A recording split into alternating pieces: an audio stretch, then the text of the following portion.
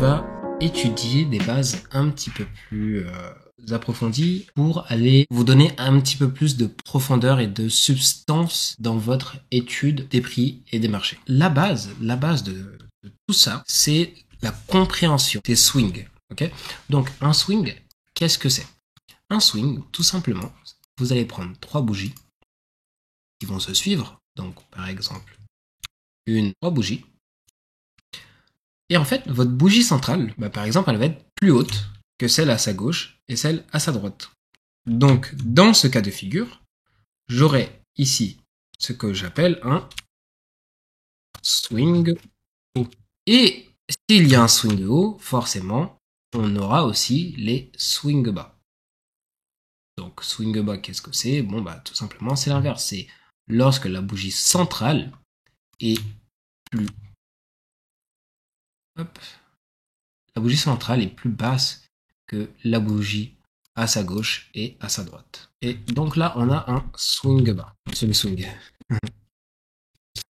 bas. Donc par exemple, si vous voulez prendre un screenshot de cet enregistrement, c'est le moment. Swing haut, swing bas. Pourquoi est-ce que c'est important? Parce qu'en fait, ce sont des niveaux naturels, ce sont des hauts que l'on va trouver dans le marché, au-dessus et en dessous, lesquels on va avoir les positionnement des traders de manière générale. Ça veut dire que au-dessus d'un swing haut, par exemple ici, je vais avoir ce qu'on va appeler une buy side. Alors pourquoi buy side? Parce que on est du côté acheteur. Donc buy side, ça veut dire côté acheteur en anglais. Liquidity, la liquidité, donc c'est les positions qui sont sur les marchés financiers. Ce que ça me dit, ce que ça m'informe, c'est que en haut de 3 bougies, dont la centrale est plus haute que celle à sa gauche et à sa droite, je vais avoir des positions acheteuses. Pourquoi? Pour 2 raisons. Si un trader se met à la vente, son stop loss en général, il va venir le placer au-delà d'un ancien haut. Donc ici, ça forme un haut sur un graphique. On va aller voir ça après sur les vraies bougies. Donc le stop loss, il va être ici. Et en fait, un stop loss, une position vendeuse, qu'est-ce que c'est? Eh bien, tout bêtement, c'est une position d'achat. Parce que si j'entre à la vente ici, pour sortir de ma position, je dois racheter ma position. Donc ici, j'ai de l'achat en cas de vente. Et j'ai aussi toute une catégorie d'autres traders qui vont attendre que des nouveaux hauts soient faits pour entrer à la hausse, puisqu'ils veulent aller dans le sens de la tendance. Donc, à ce moment-là, lorsque le marché va passer au-dessus de cette conférence, de ce schéma de bougie, j'ai beaucoup de personnes qui vont tout simplement entrer à l'achat directement. Okay? Vous inversez tout ça pour la vente, et donc pour la vente, on n'a pas de la buy side, mais on a de la sell side. Okay? Donc, en résumé, au-dessus de chaque haut, j'ai de l'achat.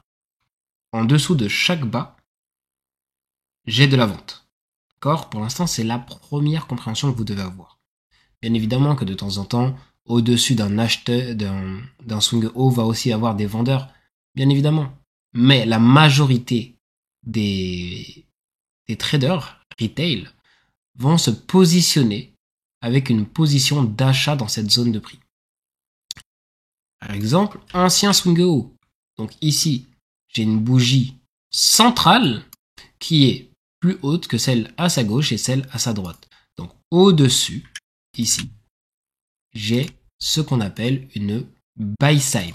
Et pourquoi est-ce que c'est important? Parce que le marché, s'il est à la hausse, il va courir après des buy side. Ça veut dire que, oui, chaque petit haut plus haut est un niveau d'intérêt lorsque le marché est en train de remonter.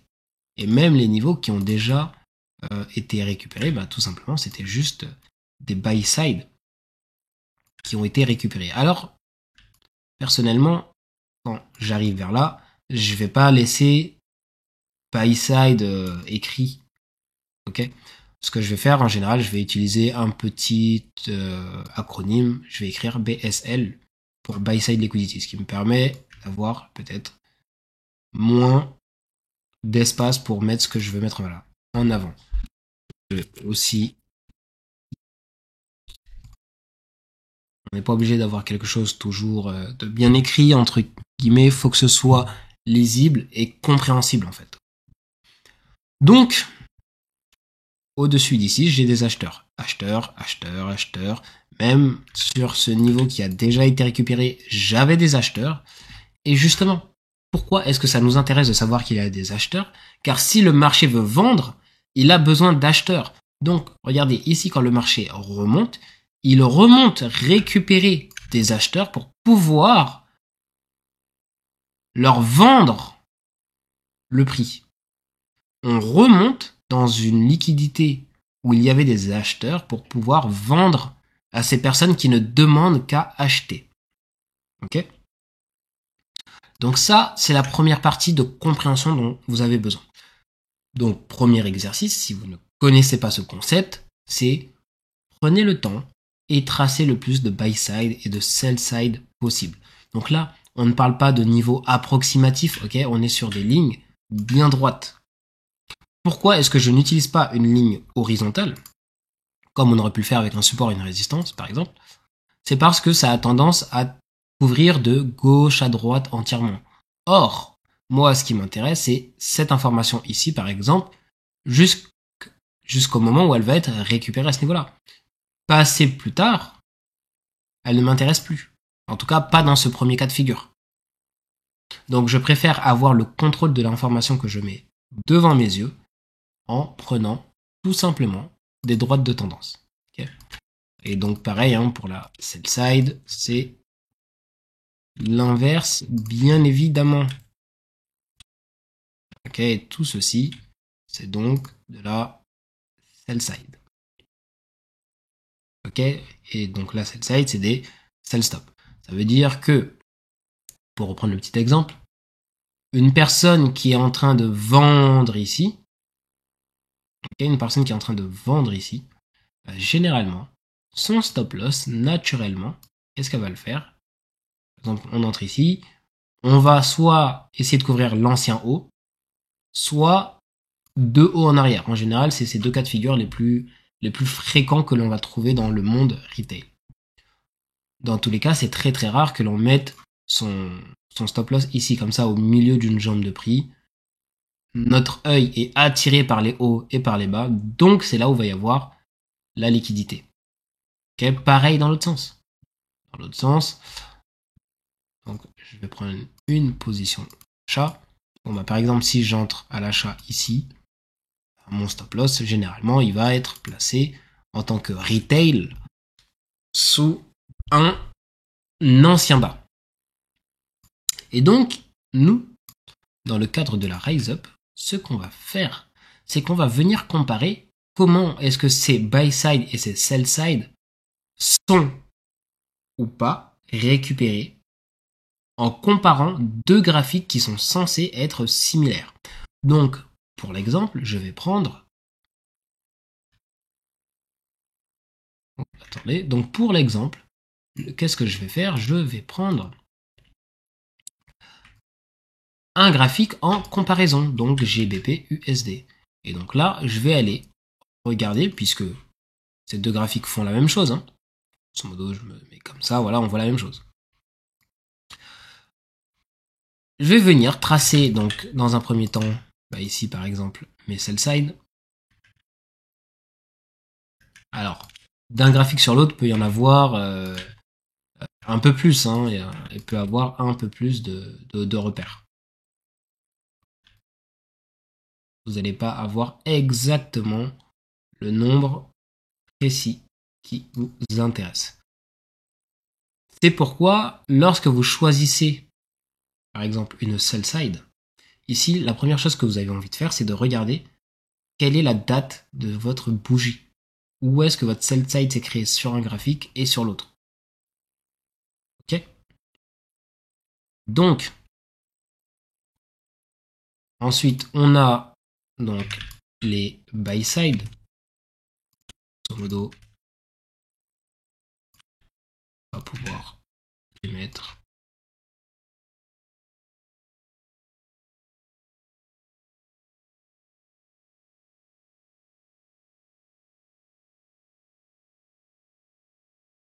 OK. Et du coup, si on regarde donc ces buy side, qu'est-ce que l'on voit? Ici, on en avait quelques-unes en descendant. OK, c'est cool. Bon. La première, ouais, allez, on va commencer par en bas. En bas, les deux sont récupérés plus ou moins en même temps. OK. Première buy side récupérée. Hop, on va faire ça. On va tous les modifier d'un seul coup. PSL, hop. Ensuite, la deuxième. En termes de temporalité, je l'ai ici. On est sur une journée d'écart entre les deux. Ça a son importance, mais pas tellement. Donc, buy side à récupérer, buy side récupéré. Buy side ici, ok. Récupérer à ce niveau-là. Pareil. On a cette grande remontée. Ok. Et là, on a notre première différence. Regardez. Je vais la mettre en rouge. Ici, le haut correspondant sur EURUSD et GBP-USD. Ok. Sur EURUSD, j'ai eu une récupération de ce haut qui n'a pas eu lieu sur GBP-USD. Et ça, c'est le principe même de votre divergence que vous avez appris jusqu'ici. Donc, par exemple, ce que je pourrais faire, c'est tout simplement séparer les 2 semaines. Et est-ce que vous avez compris? Donc, la différence donc entre cette semaine-là et cette semaine-ci, si je me mets en weekly, en fait, c'est que j'ai une semaine qui aura récupéré le haut, tandis que l'autre n'a pas récupéré son ancien haut. Donc là, on a les divergences de semaines, les fameuses divergences de semaines, qui ont aussi leur impact en termes de divergence. Mais nous, quand on est dans la rise up, on est sur des time frames plus petits. Mais de toute façon, ça n'a pas d'importance. Parce que là, ce que je vous apprends, c'est le fondement d'un concept. Et ce concept, il est fractal. Ce qu'on appelle fractal, ça veut dire que peu importe l'unité de temps sur laquelle vous l'appliquez, il va agir exactement de la même manière. Prenons un autre cas de figure. Ici. Par exemple, ou alors... Donc, ici, bon, bah, pareil, c'est une semaine, la nouvelle semaine qui ne récupère pas le haut de la semaine précédente, tandis que ici, notre nouvelle semaine récupère le haut de la semaine précédente. Mais c'est pas les seules divergences que vous connaissez. Vous connaissez aussi les divergences de journée. Ça veut dire qu'en fait, ici en daily, d'un jour sur l'autre, comme ici. Regardez. Donc, mardi 3 octobre va être récupéré par le mercredi 4, tandis qu'ici, mardi 3 n'est pas récupéré par le mardi 4. Ici, c'est une autre divergence, c'est-à-dire que dans cette journée-là, en tant qu'élève de la Rise Up, vous allez chercher une position haussière. D'accord? Allons voir cela plus en détail. Bien évidemment, je ne vais pas vous faire l'affront de vous réexpliquer ce que c'est que la Rise Up, bien évidemment. Mais, par exemple, quand je prends ce haut, donc jeudi, le jour où je tourne cette vidéo, alors moi je suis en horaire de New York, hein, si jamais. Donc jeudi, 1h30, j'ai un haut, okay, qui correspond à celui-ci, qui va être récupéré à 3h15, qui ne sera pas récupéré par ici. Okay, donc là, on a tout bêtement une divergence.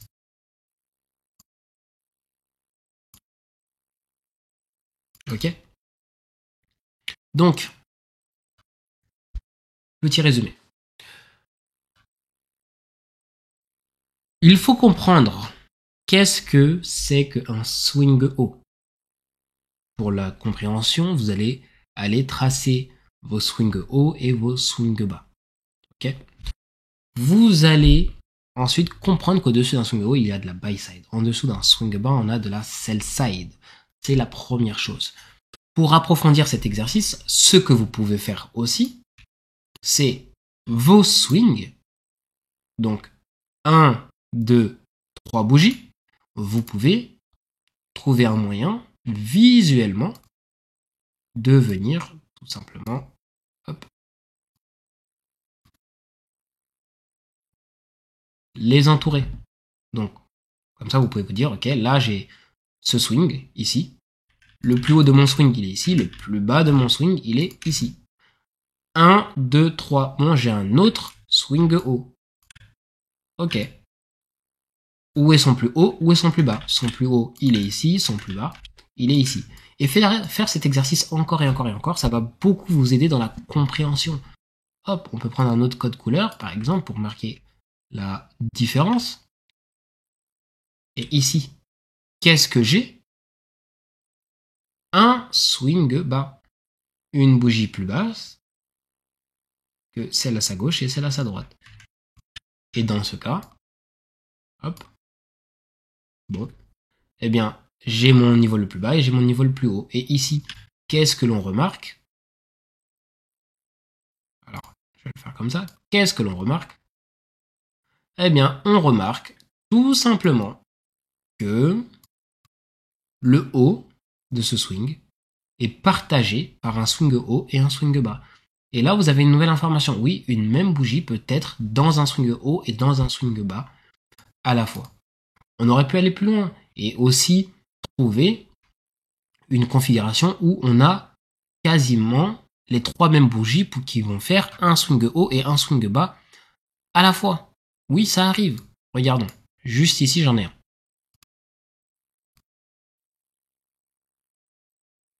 Ok, je vais le mettre en vert. Le haut de mon swing haut, bougie plus haute que celle à sa gauche et à sa droite.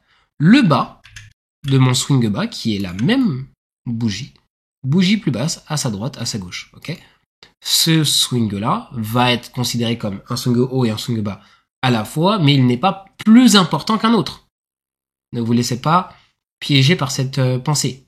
D'accord? Donc ça, vous devez le tracer beaucoup de fois pour comprendre comment fonctionnent les swings et pour les repérer très rapidement. Une fois que vous avez compris ça, vous devez comprendre le lien de cause à effet entre vos différents actifs. Oui, j'ai deux paires qui sont corrélées. Euro, USD. Qu'est-ce qui nous intéresse? C'est de savoir que ces deux paires sont censées bouger dans le même sens. Pour autant, ici, on a décidé de prendre la buy side. Donc, on a récupéré les vendeurs acheteurs qui étaient en haut. Ok? Donc, les acheteurs qui étaient au-dessus de ce haut, ici, ont été récupérés. Tandis que les acheteurs qui étaient au-dessus de ce haut ont été laissés intacts. C'est une manipulation. Cette manipulation nous informe que le prix va changer de sens. Et ça, c'est le principe même de la rise up. Okay? Donc, vous devez premièrement comprendre le rapport entre buy side, sell side. Le rapport swing haut, swing bas dans la buy side, dans la sell side et dans votre compréhension de la rise up. Car lorsque vous établissez la rise up, vous ne faites qu'une chose, définir un timing d'attaque avec un horaire clé durant lequel vous allez regarder, par exemple, un ancien haut et un ancien bas. Ok? Et vous allez vous dire, ok, sur cette même période de temps, donc ma session asiatique, est-ce que la liquidité, donc les acheteurs qui étaient par exemple ici, au-dessus de l'asiatique, est-ce qu'ils ont été récupérés ou pas? Pendant ce temps, de l'autre côté, ça n'a pas été récupéré. Et en fait, ce qui va donner de l'importance à ce swing haut plutôt qu'à celui-ci ou celui-ci ou celui-ci, c'est que c'est le plus haut d'une zone de temps prédéfinie. Cette zone de temps, c'est ce qu'on appelle notre session asiatique. ça sera pareil pour Londres, ça sera pareil pour New York. Ok? Donc, je vous laisse sur ça. Et on se retrouve très très vite pour une prochaine vidéo.